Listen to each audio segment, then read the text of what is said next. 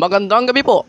May nakakapasok lang ng balita. Ligo Patrol News Anchor Ryan Filon kailangan bang babalik sa Ligo Patrol ng isang linggo. Hindi namin alam kung kailan bang magbabalik. Sinabi ng ADM-PPM, may emergency na kailangan gawin para makabalik sa Ryan Filon. Hindi namin alam yung Facebook page nag-terminate ng kanyang account.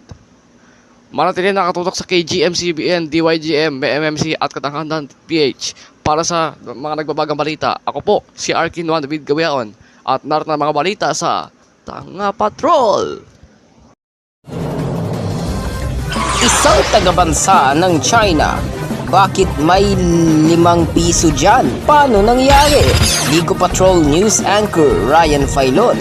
Kailan ba magbabalik sa Ligo Patrol ng isang linggo? At mga patrollers, magsisimula na ang mga nagpapanggap at magsasanib pwersa. Abangan sa Tanga Patrol.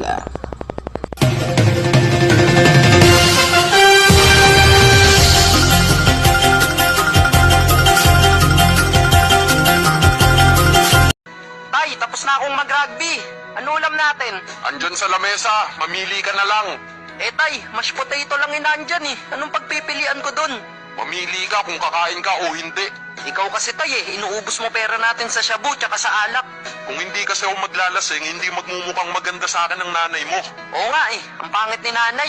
Pag tinitingnan ko siya, ang hapdi sa mata. Putang ina nyo! Kung pag-usapan nyo ako, parang wala ako dito. Pangit lang ako, hindi ako